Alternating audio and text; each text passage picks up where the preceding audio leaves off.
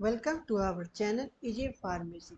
आज हम लोग बी फार्मा सेकेंड सेमेस्टर में उस टॉपिक के बारे में पढ़ने जा रहे हैं जो कि आज सबसे यूनिक है। और अगर इसमें यूनिकनेस है तो इसके फिजियोलॉजिकल सिस्टम के कारण है। इसके फिजियोलॉजिकल सिस्टम के कारण इसलिए है क्योंकि ये एक ऑक्सीजन कैरियर है और साथ ही साथ बॉडी में जिसकी सबसे ज़्यादा यूनिक नीड है तो आज है वो ऑक्सीजन। अगर ऑक्सीजन ना मिले तो शायद हम लोग की बॉडी में कोई भी सेलुलर प्रोसेस होगा ही नहीं। सो आइए उसके बारे में यूनिकनेस के बेसिस पे इसे समझते हैं कि इसकी कैसी फिजियोलॉजिकल सिस्टम इस रेस्पिरेटरी सिस्टम को बहुत यूनिक बनाती है ह्यूमन बॉडी सिस्टम में। सो एक एक करके इसके बारे में हम लोग पढ़ते हैं। सबसे पहली बात कि हमारी जो रेस्पिरेटरी सिस्टम है, रेस्पिरेटरी सिस्टम का अगर हम स्टार्टिंग करें तो स्टार्टिंग हमारा नॉस्ट्रिल से होता है। नॉस्टल से फर्दर जैसा हम लोगों ने पिछली बार देखा था कि हमारी जो बॉडी सिस्टम थी, जो डाइजेस्टिव सिस्टम था, वो हमारा कहाँ से स्टार्ट हुआ था? बकल से स्टार्ट हो रहा था, but pharynx as a common passage था। वहाँ पे हम लोगों ने एक जिक्र भी किया था कि फेरिंग्स एक ऐसा कॉमन पैसेज होता है जो कि फूड पाइप के लिए भी रेस्पॉन्सिबल है और साथ ही साथ हमारा वो एक एयर पैसेज के लिए भी रिस्पॉन्सिबल है। तो आइए आज उसके बारे में, जो हम लोगों ने एयर पैसेज के बारे में वहाँ जिक्र किया था, उसके बारे में एक एक करके इस सिस्टम के थ्रू डिटरमाइन करते कि हमारी जो रेस्पिरेटरी सिस्टम है वो एक नॉस्ट्रल से स्टार्ट होती है, हमारे नजल पैसेज से, followed by pharynx, then larynx, then then हमारी trachea, then tracheoles, then further bronchi, फिर ब्रोंकाई के फर्दर ब्रांचेज होंगे जैसे ब्रोंकियोल्स कहेंगे, उसे भी हम लोग प्राइमरी, सेकेंडरी, टर्सरी, और फिर उसका जो एंडिंग होगा वो हमारा एक बैग लाइक स्ट्रक्चर जिसे एल्वेलाई का नाम दिया गया। वही चीज यहाँ लिखा, we have a pair of external nostrils opening out above the upper lip. It leads to nasal chamber through the nasal passage. The nasal chamber open into pharynx, a portion which is the common passage for food and air. देखिए ये लिखा हुआ आ गया। The pharynx open through the larynx region into the trachea. Larynx is a cartilaginous box जो कि एक sound production है, which helps in the sound production and hence called the sound box. During swallowing, glottis can covered by a thin elastic cartilaginous flap called the epiglottis to prevent the entry of food into the larynx. Trachea is a straight tube extending up to the mid-thoracic cavity which divides at the level of fifth thoracic vertebrae into right and left primary bronchi. Each bronchi undergo repeated division to form secondary and tertiary bronchi and bronchioles ending up in the very thin terminal bronchium.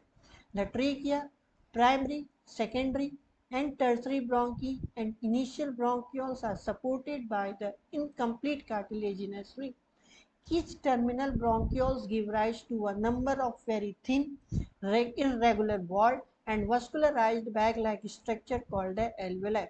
The branching network of bronchi, bronchioles and alveoli comprises the lungs. So ultimately अगर हम लोग बात करें तो respiratory system एक ऐसी unique system है, कहने का कि ये एक लंग से रिलेट करता है, बट लंग्स के बाद इसकी हर सिस्टम पूरे बॉडी के हर एक एक एनर्जी यूनिट के फॉर्म में इसको देखा गया है। तो आइए उस सर्कुलेशन के बारे में पढ़ते हैं कि आखिर ये जो सर्कुलेशन है वो किस प्रकार से एक्सचेंज होता है, उसके मैकेनिज्म को समझने की कोशिश करते हैं। हमारे जो ब्रीथिंग प्रोसेस है वो बेसिकली दो प्रोसेस पे डिपेंड करते हैं। एक कि कि हमने कितना अमाउंट किसी गैस को लिया एटमॉस्फेरिक एयर से, और दूसरा दूसरा हमारा एक्सपायरेशन है कि आगे कितना आपने लिया तो उतना उसके बेसिस पे आपने कितना एक्सपेल्ड आउट किया।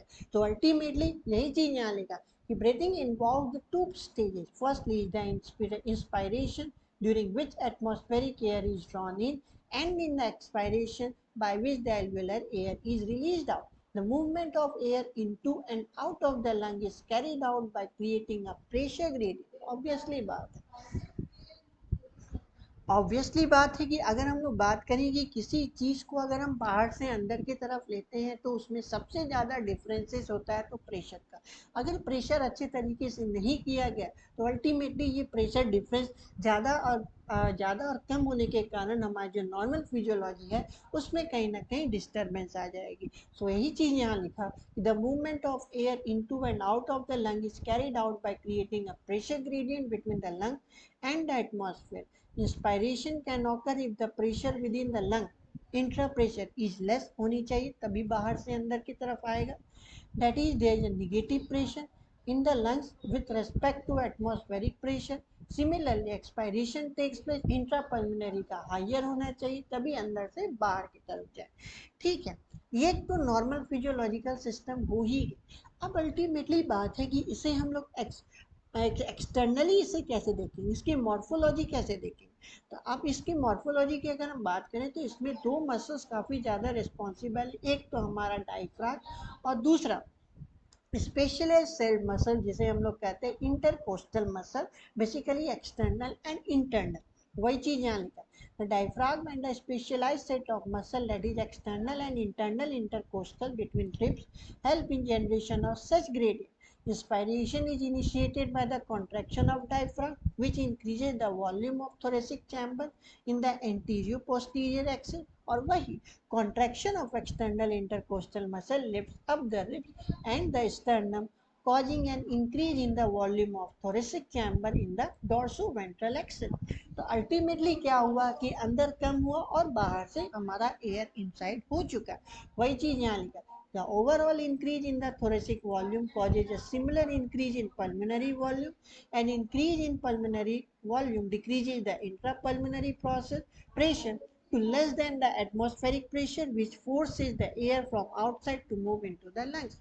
Relaxation of the diaphragm and intercostal muscle return the diaphragm and sternum to their normal position and reduces the thoracic volume and thereby the pulmonary volume.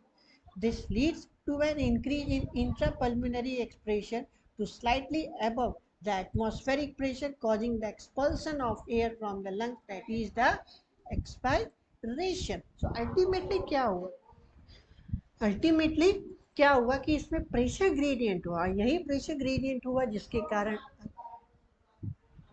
जिसके कारण आज हम लोग का जो भी एक्सपायरेशन और इंस्पायरेशन हो पा रहा है वो इसी प्रोसेस के थ्रू फॉलो अप हो रहा है।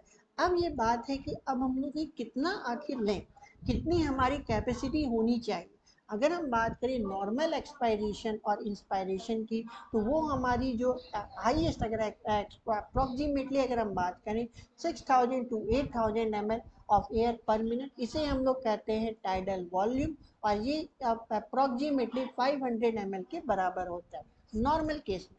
अगर एक्स्ट्रा केस लिया जाए तो उसमें 6000 to 8000 मैक्सिमम कैपेसिटी होती है। और अब हम लोग कितना इंस्पायर कर सकते हैं, फोर्सफुली कितना इंस्पायर करते हैं, उसे हम लोग कहते हैं IRV, inspiratory reserve volume, that is about 2500 ml to 3000 ml। अब कितना एक्सपायर होनी चाहिए, कितनी फोर्सफुली एक एक रेस्पिरेशन में कितनी फोर्सफुली एक्सपायरेशन होनी चाहिए, तो वो है हमारी 1000 to 1100 ml। 1000 to 1100 ml हम लोग इतना एक्सपायर कर सकते हैं, और इनटेक कितना कर सकते हैं 2500 to 3000 ml, राइट। अब हम लोग बात करते हैं कितना हम लोग एक्सपायर किए और साथ ही साथ कितना हम लोगों ने लिया। अगर हम बात करें कि एक सिंपल सिस्टम की, अगर हम लोग बात करें एक सिंपल सिस्टम की कि फोर्सफुली लिया और फोर्सफुली हम लोगों ने निकाल भी दिया, बट एक ऐसी कैपेसिटी हम लोग की बॉडी में होनी चाहिए जो इस ग्रेडियंट को मेंटेन कर सके। वही चीज हम लोग कहते हैं residual volume, that is about 1100 ml to 1200 ml volume of air remaining in the lungs after forceful expiration. Their average is about 1100 to 1200. By adding a few respiratory volume described above, one can derive various pulmonary capacity which can use in clinical diagnosis. अब हम लोग अगर हम लोग बात करें कि tidal volume का दैट इज अबाउट 500 या 6000 to 8000 ml है, राइट। अब जो हमारी इंस्पायरेशन कैपेसिटी होनी चाहिए वो कितनी होनी चाहिए, तो अल्टीमेटली क्या होगा कि एक नॉर्मल इंस्पायरेशन और साथ ही साथ कितना हम लोग फोर्सफुली ले लेते हैं, that is inspiratory reserve volume. ये दोनों को अगर हम लोग मिलाएं तो एक फॉर्मूला जनरेट होता है इंस्पायरेशन कैपेसिटी का, that is TV plus IRV। total volume of air a person can inspire after normal expiration. This includes tidal volume and inspiratory reserve volume.